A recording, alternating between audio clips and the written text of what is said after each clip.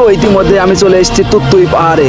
এই পাহাড়টা দেখতে পাচ্ছেন খুবই বিপজ্জনক পাহাড়। এই পাহাড়টা আমার পেরোতেই হবে। এই পাহাড়ের পরে রয়েছে আমার নানি বাড়ি যাওয়ার রাস্তা, আর রাস্তাটা বের করার জন্য আমার এই পাহাড়টা ঝাঁপ মারতেই হবে। আর এই পাহাড়তে ঝাঁপ মারাটা খুবই বিপজ্জনক। এই পাহাড় থেকে 80 থেকে 90 বছরের মুরব্বীরা শুধু এই পাহাড়তে ঝাঁপ মারতে পারে। আর আমি তো কোনো 20 বছরের কচি মাল, আর আমার ক্যামেরাম্যানও হচ্ছে কচি বাচ্চা, তাকে বউর কোল থেকে আমি তুলে নিয়েছি। এই জন্য এখানে ঝাঁপ মারাটা খুবই বিপজ্জনক। তাও আমাকে এখানে মারতে হবে। আর আমি ঝাঁপটা মেরে দেওয়ার পরই আমার ডান পাশে পাশার একটা কচি হাড় ভেঙে যায়। আর সেই হাড় ভাঙার কারণে আমি খুব অসুস্থ হয়ে পড়ি, এবং আমার ক্যামেরাম্যানের একটা হাতের হাড় ভেঙে যায়। তার কারণে আমরা দুজনে এখানে অসুস্থ হয়ে পড়ি। আর এই পাহাড়টাতে লাফ মারাটা খুব বিপজ্জনক ছিল, সেটা আপনারা দেখতেই পারলেন। তো আমরা এখান থেকে চলে যাব। এখন আমার নানি বাড়ি যাওয়ার উদ্দেশ্যে বের হতে হবে আমাদের এখন।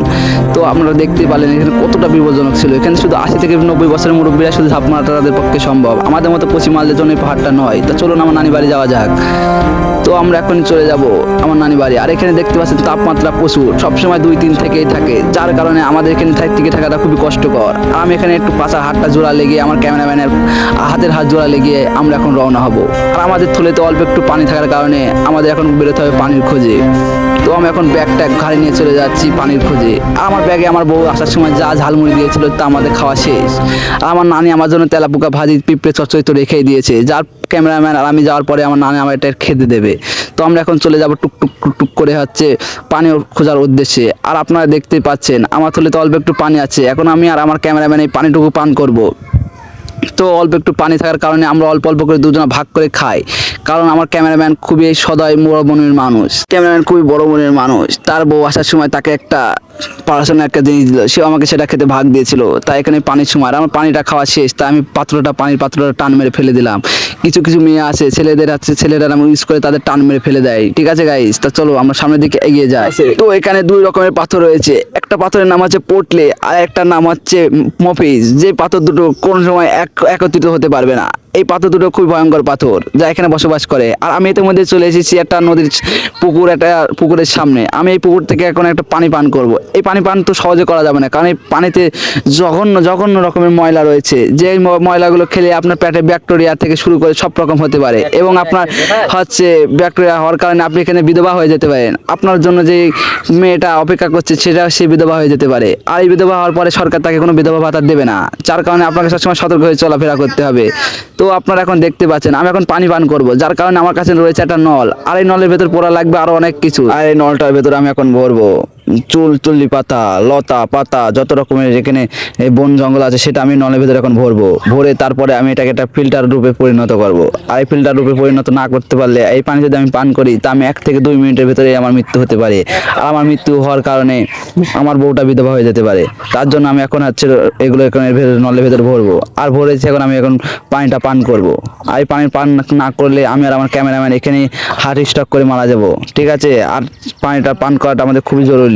আর এখন আমরা এই পানিটা পান করব। তা দেখতে পাচ্ছ আমার অটোমেটিক আমার হচ্ছে নলটা তৈরি হয়ে ফিল্টার তৈরি হয়ে গেছে। আর এই ফিল্টার তৈরি করার পরে আমি এখন পানিটা পান করব। তা তোমরা দেখতে পাচ্ছ এখানে পানিতে কত রকমের হাতি, হরিণ, ব্যাঙে হেগে মুদে হয়ে গিয়েছে, যার কারণে পানিটা প্রচুর পরিমাণ বিষাক্ত হয়ে গেছে।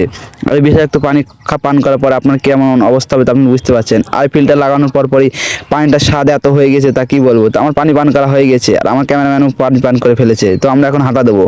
তো আমরা এখন সামনের দিকে চলে যাব। তো চলুন।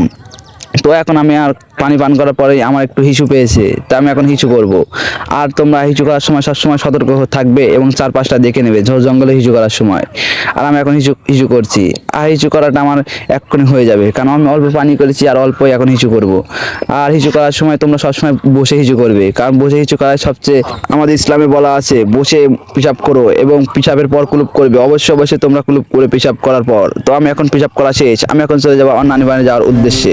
আমি নানি বাড়ি যে সুস্বাদু পানি আর খাবার দাবার পান করব আমি আর আমার ক্যামেরাম্যান।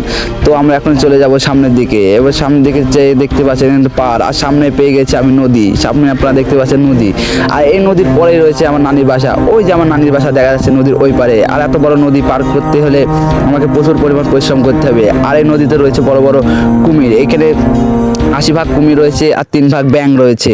এই 80 ভাগ কুমিরের মধ্যে রয়েছে 20% হচ্ছে সায়েন্সের কুমির আর 3% আর্টসের কুমির আর 5% রয়েছে কমার্সের কুমির। আর সায়েন্সের কুমিরদের লাল তার ছেঁড়া আছে আর কমার্সের কুমিরের হচ্ছে সবুজ তার ছেঁড়া। আর এই তার ছেঁড়া কারণ থাকার কারণে তারা মানুষজনকে যেভাবে সেভাবে খেবলে খেবলে খায় এবং কুমিরে কুমিরে মারামারি করে ওইখানে প্রচুর কুমির মারা যায় তার ছেঁড়ার কারণে। আর যারা কমার্সের যে তার কুমিরগুলো রয়েছে তারা সবসময় কুমিরকেই খায়, এরা হচ্ছে এমন মানুষ খেকো কুমির। এই কুমির থাকার কারণে এখানে প্রচুর পরিমাণ পশু পাখি থাকে, মাকে খায় যায়, তারা ঘোরাফেরা করে। আর আমি এর মধ্যে চলে যাব আমার নানির বাড়ির বাসে যাওয়ার উদ্দেশ্যে। ইয়াহু, আমি যাবো এখন আমার নানার বাসায় আমার খাবুর বাসা উদযাপন করার পর। তো গাইস, ভিডিওটা কেমন লাগলো কমেন্ট করে জানাবেন। আর দ্বিতীয় পার্ট দেখতে আমাদের পেজটা ফলো করে রাখুন আর আমাদের সাথেই থাকুন এমন ফানি ফানি ভিডিও পেতে।